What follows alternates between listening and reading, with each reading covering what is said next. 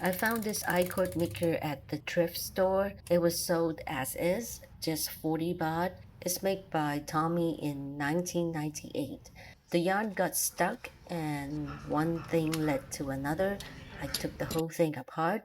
So today I will show you how to reassemble. Unlike circular knitting toy machine where the tension is added before the yarn goes in, this is done bottom down. So we tie a weight onto the yarn tail and dangle it mid-air. The cast on is the same. You wrap around alternate pins and then after that you just crank away. I think you can use these as spaghetti straps for your tops or maybe as bulky yarns. So I'm going to show you how to reassemble this I-cord machine. This pink cylinder is where the pins sit, and these white parts guides the pins to move up and down. Slide this into the cylinder and insert the pins with the little knobs facing outwards.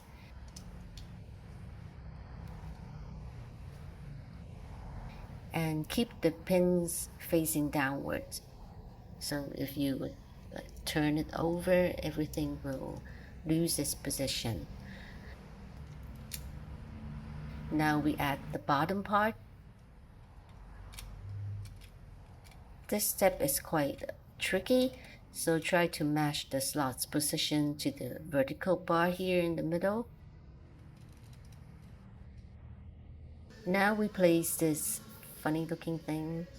I actually thought I broke this while taking it apart, but it belongs here. There's a little knob here you can place into.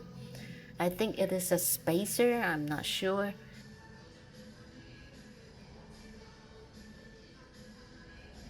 Screw the base back in place and check that the pins are moving with the knobs on the track.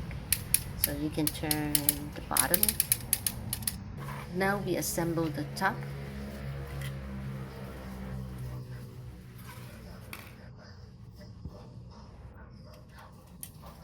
You see the track here? We'll place the ring into this track, and the bar here will lock the feeding ring in place.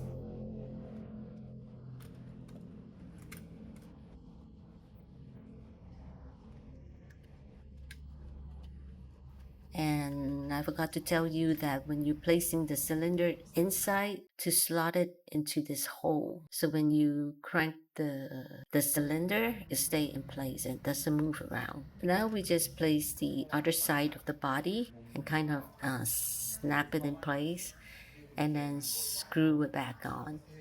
And the I-cut machine is reassembled.